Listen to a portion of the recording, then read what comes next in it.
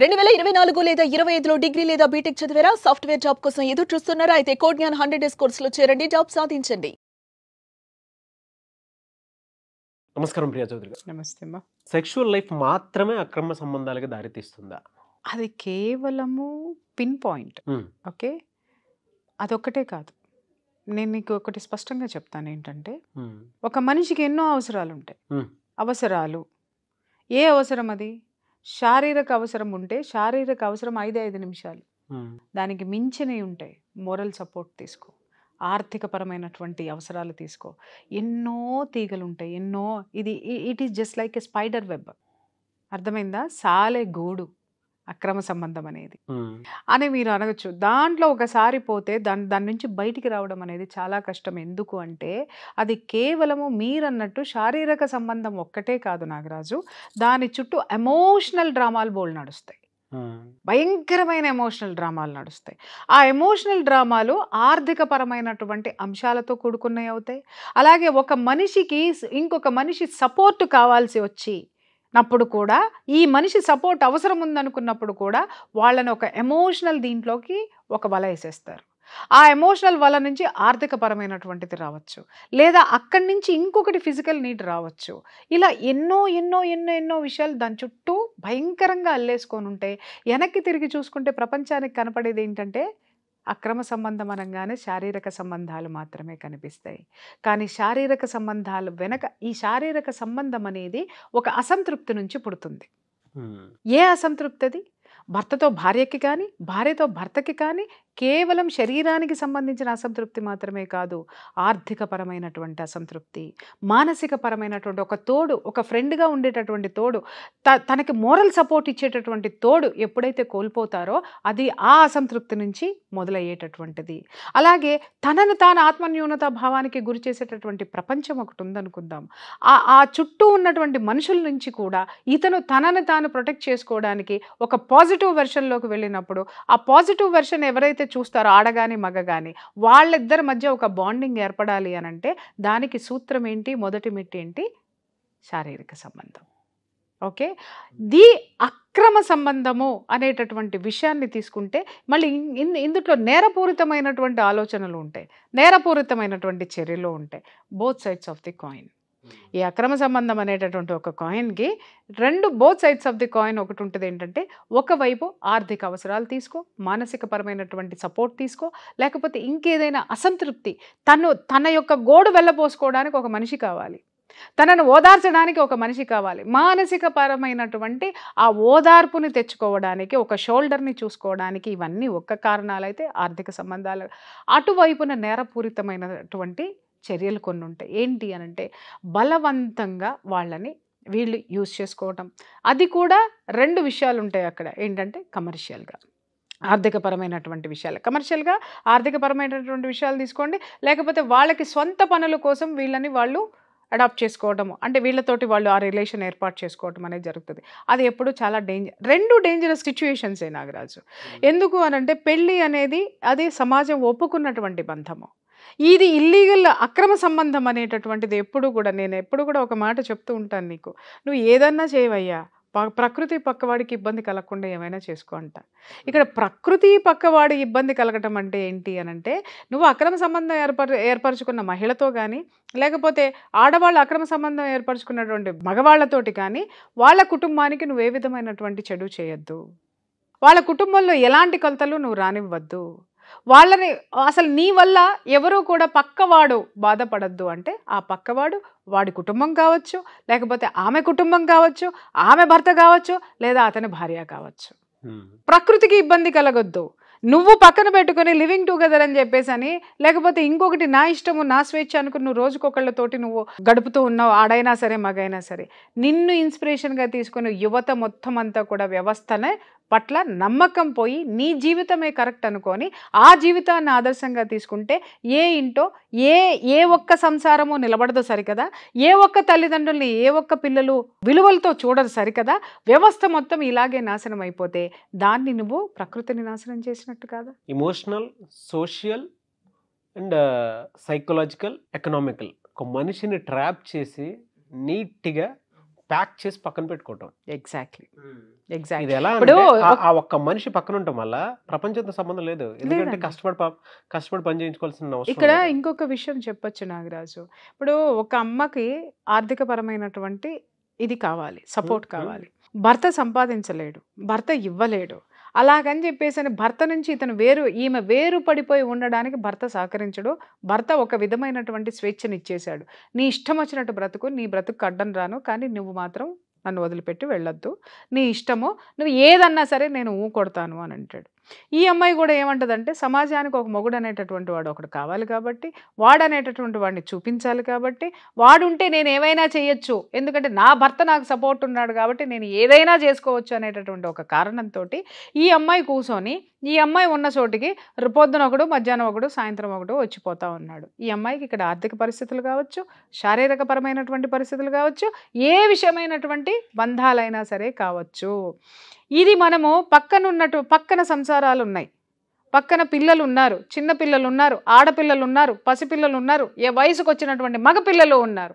ఆ వయసులో ఉన్నటువంటి మగపిల్లలు ఈ చర్యలను చూసినప్పుడు ఎప్పుడు తర్వాత నా వంతు ఎప్పుడు వస్తుంది అని ఎదురు చూసేటటువంటి క్షణాలు ఉన్నాయి. ఇలాంటి కేసుల్లో నేను చూశాను. చుట్టుపక్కల ఉన్నటువంటి ఆ యొక్క వయసులో ఉన్నటువంటి మగపిల్లల్ని కూడా ఇలాంటి రొంపిలోకి లాగి వాళ్ళ జీవితాలని వాళ్ళని నాశనం చేసినటువంటి ఆడవాళ్ళని నేను చూశాను.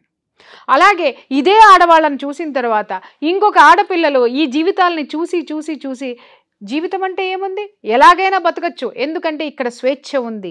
ఆ స్వేచ్ఛను చూసి అట్రాక్ట్ అయ్యేటటువంటి క్షణాలు చాలా ఉన్నాయి. సో ఇది ఏం మాట్లాడుతుంది, నా బోటిది ఏదన్నా ఒళ్ళు మండింది ఏదన్నా మాట్లాడింది అనుకో, ఇది ఏం చెప్తుంది ప్రపంచానికి, నా మొగుడికే అభ్యంతరం లేదు నువ్వెవరివి మాట్లాడడానికి. సుప్రీంకోర్టు నాకు ఇచ్చింది, నా ఇష్టం, నేను ఎవరితోటైనా తిరుగుతాను, నేనేమైనా చేస్తాను, నేనేమైనా చెందుతాను.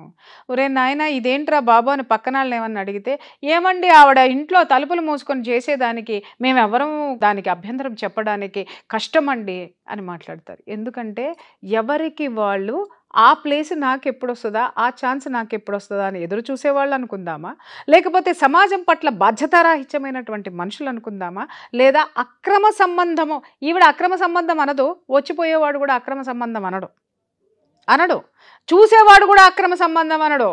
ఎందుకంటే ఆవిడ జీవితం ఆవిడ అంటారు. సఫరర్స్ ఎవరు, వయసు వచ్చినటువంటి మగపిల్లలు ఉన్నటువంటి తల్లిదండ్రులు, అలాగే ఆడపిల్లలు పెరుగుతున్నటువంటి తల్లిదండ్రులు, వీళ్ళు సఫరర్స్. మళ్ళీ ఇంకొక విషయం వీళ్ళకి మొత్తము ఆ చుట్టుపక్కల ఉన్నటువంటి సమాజంలో ఆ ఏజ్లో ఉన్న వాళ్ళందరూ వీళ్ళకి సపోర్ట్ పలుకుతారు. అదేంటో నాకు అర్థం కాదు. ఎందుకు అని అంటారేమో, వాళ్ళ జీవితంలో ఉన్న అసంతృప్తులన్నీ ఏవైతే ఉన్నాయో వీళ్ళు ఫుల్ఫిల్ చేస్తూ ఉంటారనమాట. ఇది తప్పు కాదు అనేటటువంటి దాన్ని ప్రూవ్ చేసేసి సమాజాన్ని భ్రష్టు పట్టించి అవతల పారేస్తారు. ఇది ఒక విధమైనటువంటి క్యారెక్టర్, రైట్. ఇంకొక క్యారెక్టర్ ఉంటుంది, దానికి ఏంటి అని అంటే దాని ఆర్థిక అవసరాలు తీరాలి.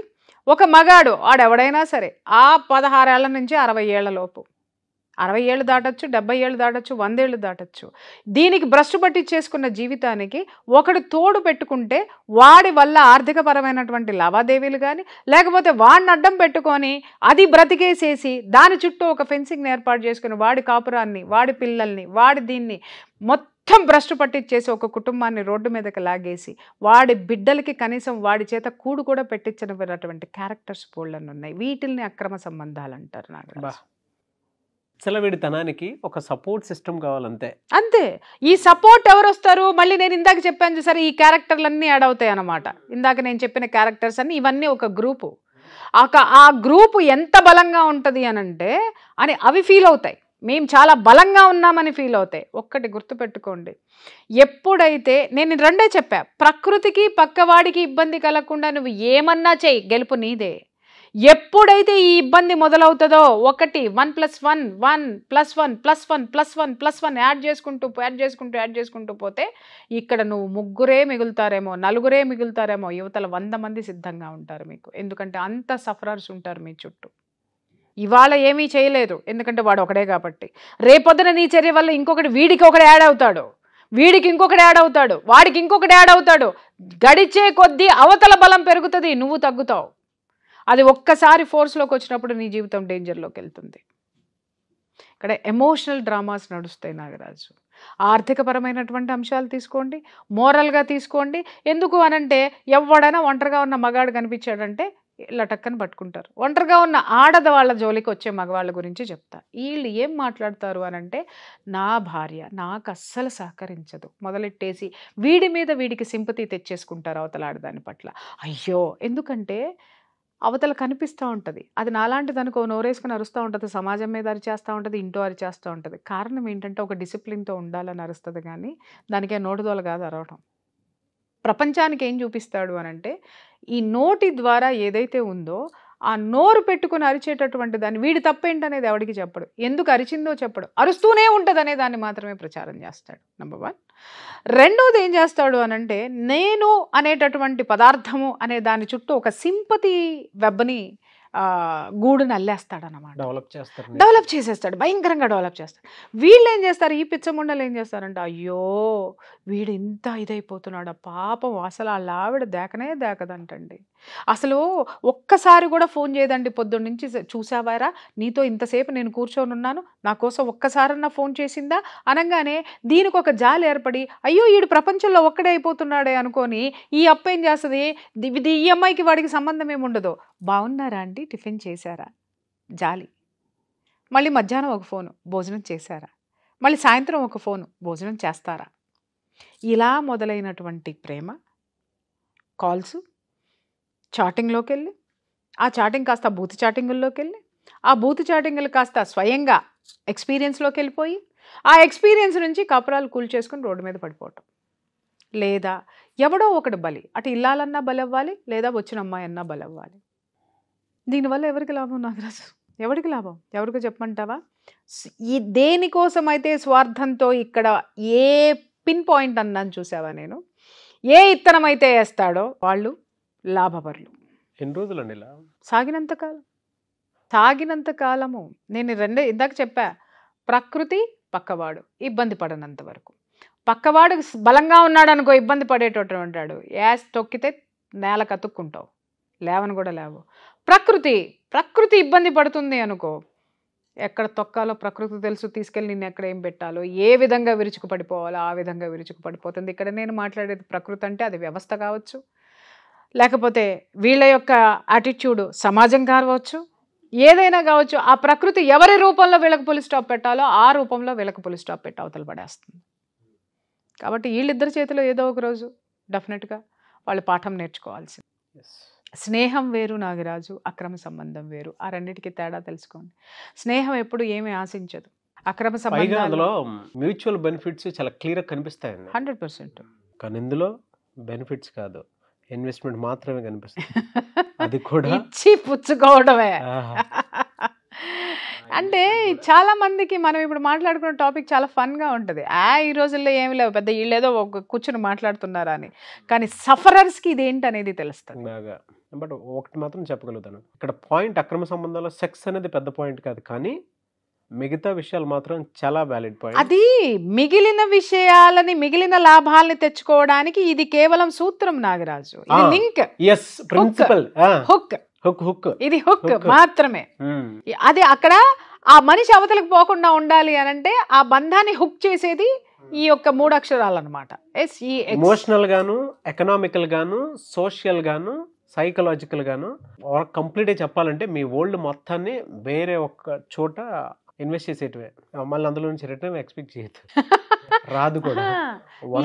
లేదు రిటర్న్ పొందాలనుకునే వాళ్ళు స్కెచ్ చేస్తే పొందేస్తారు, వాళ్ళకి అవతల వాడు పోగొట్టుకున్న వాడికి ఆఖరిలో కానీ అర్థం కాదు, ఇది ఏం జరిగిందిరా, ఇటు చూస్తే పర్వాలేదులే, నా పెళ్ళాన్ని ఎట్టగైనా నోరు మూయించవచ్చు అనుకుంటే అది ఏకు మేకయ్యింది, పెళ్ళాం దొబ్బింది, పెళ్ళాం 4 బాధింది, లేదా ఉన్నవన్నీ ఊడ్చుకుని పోయింది, ఇటు చూస్తేనేమి ఇది ఒరే నువ్వు కాకపోతే ఇంకొకడు ఉన్నాడురా నాకని ఇది పోయింది.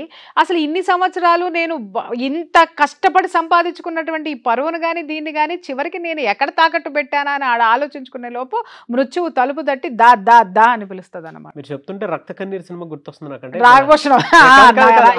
సినిమా కాదు ఇది, ఉపేంద్ర, అది ఉపేంద్ర రమ్యకృష్ణ కోసం అని చెప్పేసి ఇంట్లో ఉన్న వైఫ్ ని వదిలేసి రమ్యకృష్ణ కోసం అని చెప్పేసి వెళ్ళిపోతారు, రమ్యకృష్ణ గారి కోసం వెళ్ళిపోతారు మొత్తం సినిమా.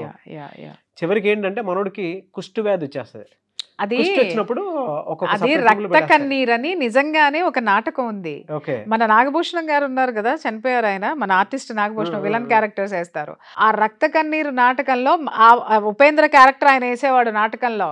ఆయనకు ఒక పేరు కూడా ఉంది, రక్త కన్నీరు నాగభూషణం అని. చివరికి కుష్టు వ్యాధి వచ్చేసి ఎవ్వరు చూడరు, చివరికి భార్య కూడా కొట్టేసి వెళ్ళిపోతుంది. వాడు సాధించింది ఏంటి, చివరికి వ్యామోహంలో కొట్టుకుని పోయి కుష్టు వ్యాధిని సాధించాడు, దిక్కులేని చావుని పొందాడు. ఈ రెండే పొందుతారు నిజంగా, ఆడైనా మగైనా చెప్తున్నానండి. ఏదో కాకపోతే అక్కడ మగవాడిని, ఆ రోజుల్లో మగవాళ్ళ మేల్ డామినేషన్ ఉంది కాబట్టి చూపిస్తున్నారు. ఇవాళ ఫీమేల్ కూడా మేమేం తక్కువ అని ముందుకెళ్తున్నారు కాబట్టి చివరికి అందరి బతుకులు ఆ రక్త కన్నీరు నాగభూషణమే. అంతే ఇలాంటి వ్యవహారాలన్నీ కూడా. ఎండింగ్ అదిరిపోయింది. ఎనీవేస్ థ్యాంక్ యూ అండి, thank you so much Priya Chakravarthy garu. Thank you.